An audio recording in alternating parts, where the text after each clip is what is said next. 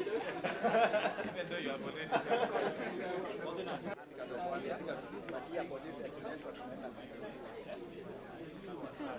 I do not tell you guys.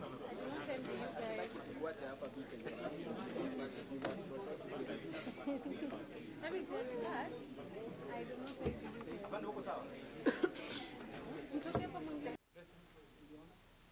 alongside Mr.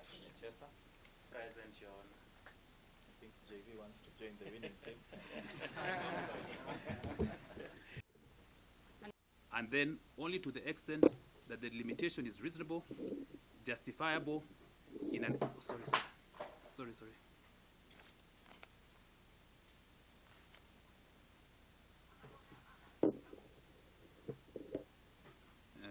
Material influence, and to show how it will affect the case. Arrive at a judicious and a sagacious determination. This ought to have been done through further inquiries as outlined in the judiciary bail and bond where the accused person has been granted bail but fails. End of quote. Just an extension. As at 7th June, the probation officer, Mr. Kirigo and Ms. Jane Muturi, requested for more time to submit the report since they were yet to conduct social inquiry. They reported having interviewed the accused person parents but were unable to interview the complainant because he was unwell.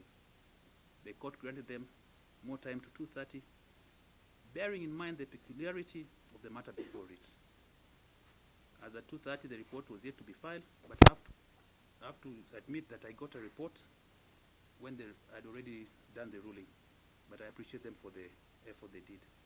I will thus proceed, notwithstanding the report not having been filed. I have considered the application opposing bail bond pending trial, the grounds thereof, and the affidavit by the investigating officer reiterating the grounds in support. Flowing from the foregoing rival submission, the grounds constituting compelling reason can be distilled and unvarnished broadly into four, namely: A, fail to attend court; B, interference with witnesses or evidence; C, protection of the accused; and D, seriousness of the offense. There is no gainsaying that bond or bail is a constitutional right.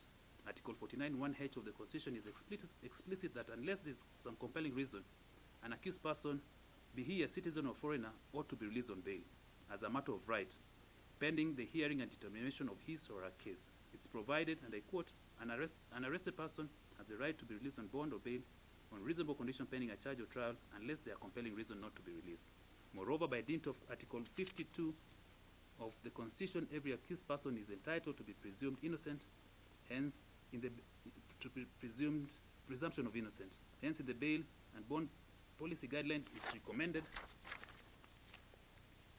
and I quote, the presumption of innocence dictates that accused person should be released on bond or bail wherever possible. The presumption of innocence also means that pretrial detention should not constitute punishment, and the fact that the accused persons are not convicts should be reflected in their treatment and management. For example, accused persons should not be subjected to the same rules and regulations as convicts. Further, according to Section 123, uppercase A of the Criminal Procedure Code, it stipulates, 1, and I quote, subject to Article 49(1)(h) of the Constitution and notwithstanding Section 123, in making a decision on bail or bond, the court shall have regard to all the relevant circumstances, in particular, A, the nature or the seriousness of the offense; B, the character, antecedents, association, and community ties of the accused; C, the defendant's record in respect of the fulfillment of obligations under previous grants of bail or bond; and D, the strength of the evidence of having committed the offense. 2, a person who is arrested or charged with any offense shall be granted bail unless the court is satisfied that the person A, has previously been granted bail and has failed to surrender to custody, and that if released on bail, whether or not subject to condition, it is likely that he will fail to surrender to custody. B, should be kept in custody for his own protection. The guidelines postulates the following non-exhaustive factors for consideration in bail applications: A, the nature of the charge; B, the strength of the prosecution case; C, the character, antecedent of the accused. That's just highlighting the failure of the accused person to observe bail or bond, the likelihood of interfering with witnesses, the need to protect the victim or the victims of the crime, the relationship between the accused person and the potential witnesses; H, the best interest of child offenders; the accused person is a flight risk; J, whether the accused person is gainfully employed; B, public order, peace and security, and L, protection of the accused person. Flowing from the foregoing, it is apparent that the four grounds set out herein above constitute the principle to be considered in the exemplification of compelling reasons.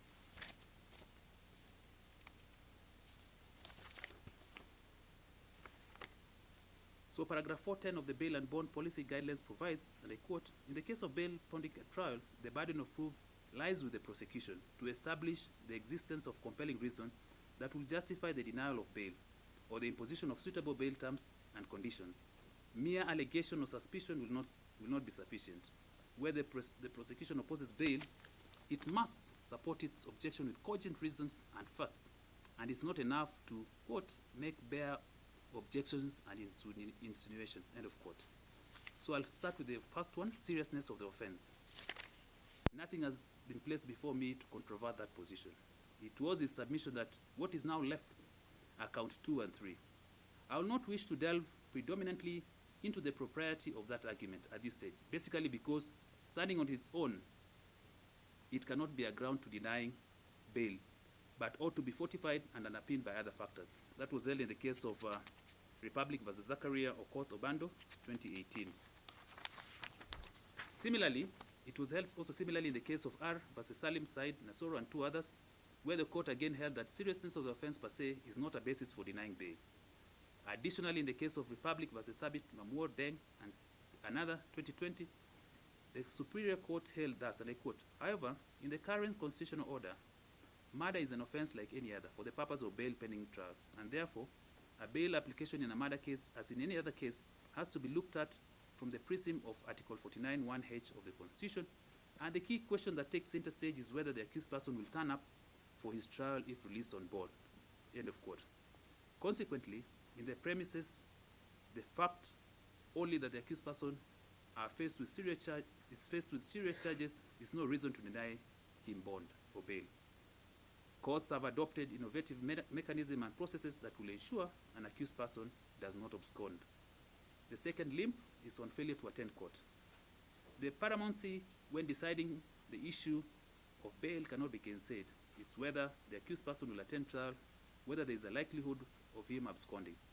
It is the rule of thumb and the compass that should guide courts. This has been held in a host of cases. I have cited here Job Kenyanyanya, Musoni versus R, High Court, sitting in Milimani Criminal Application number 299 of 2012. The learned prosecutors has urged the court to consider the video clip of the incident where the accused person is allegedly seen fleeing from the scene.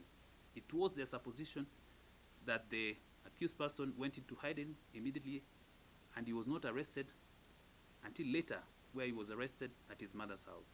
It is indubitable that the accused person was arrested at his mother's house. It cannot be left to doubt that the accused person has family ties. Respectfully, I find that argument by the prosecution to be implausible and conjectural. Had the accused person intended to flee, he would not have gone back to his mother's house. Rather, he would have fled where he could not be traced, or taken the country road, or head towards the border. The third limb, interference with witnesses' evidence. Regarding likelihood of interference with witnesses, specifically the complainant, counsel urged that the material needed to be placed before court to show actual attempts at interference. That reliance on the alleged conversation between the complainant and Mike Sonko in the video clip, in his view, without material demonstration of the nexus between the accused and Mike Sonko, does not suffice and should be disregarded. What the prosecution needed to demonstrate was tangible evidence of actual interference or likelihood of interference. I've cited the case of R versus Richard David Allen, High Court of Nairobi, criminal case number 48 of 2016. The complainant herein is not just any ordinary, vulnerable, and pliable witness. He's a trained police officer of a rank of a corporal, and he has served in the police service for donkey's years. I find that the purported video clip did not, standing alone, prove likelihood of interference. The fourth one, protection of the accused person. The distinctiveness of this matter where it is the law enforcer who is the victim, unlike what we are accustomed to, accentuating the phrase that the hunter becomes the hunted. Mr. Omari, representing the complainant, urged that if released, the police will not be able to secure his safety. He animatedly stated that the entire disciplined forces are in solidarity with the complainant herein. This was trashed by the defense counsel, who urged that it is the duty of the state to provide security at all times, in line with Article 29 of the Constitution, and they invoked the locus classical in similar ground, and that is the case of Nicholas Kipsigei Ngetich, Supra. I have cited also the case in Republic versus Bernard Kipasi and another, where the court held, and I quote, "In any case, it is the duty of the state to ensure safety and security of its citizen, including the accused person. The police should take appropriate measures to ensure security of the accused person. I therefore find the argument that the accused be detained for his own safety and security to be without any legal or factual basis, and I reject it." End of quote. The apprehension is that since the accused person assaulted a police officer, then his life is at risk if released. Inasmuch as it is potent argument, ex facie, without factual basis from the state admitting such a proposition that a person is not safe while in custody will be a ghastly precedent. In paragraph 8B and C of the affidavit, it is upon that, and I quote, "Due to publicity of the matter, the situation on the ground is hostile towards the accused person, and that there is imminent danger due to public agitation." End of quote. Despite this deposition, the investigating officer failed to presage any material to support it.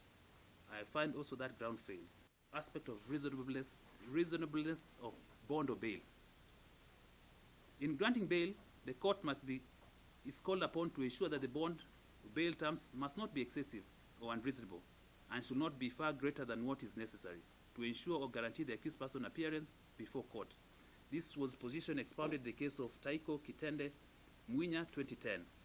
Further, the bail and bond policy guidelines at page 9, paragraph 31D, underpins the right to reasonable bail or bond terms as follows, and I quote, "Right to reasonable bail and bond terms." I'm still quoting, "Bail or bond terms and conditions shall be reasonable, given the importance of the right to liberty and presumption of innocence. This means that bond or bail amounts and conditions shall be no more than is necessary to guarantee the appearance of an accused person for trial. Accordingly, bail and or bond amounts should not be excessive. That is, they should not be far greater than is necessary to guarantee that the accused person will appear for his or her trial.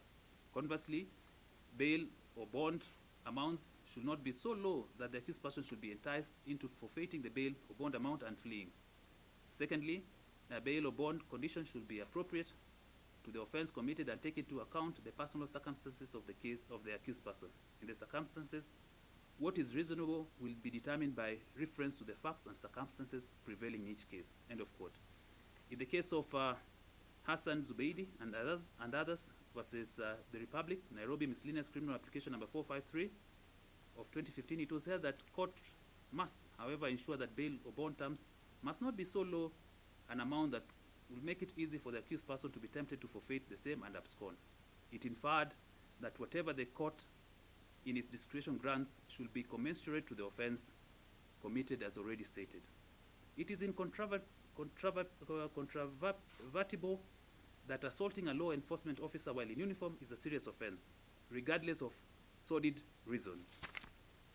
I say so because if not curtailed, it can lead to anarchy and lawlessness.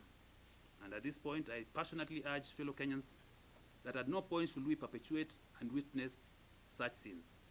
To the disciplined forces, I ask you to shine your badges, polish your boots, be honorable in your duties, be steadfast, and always do good.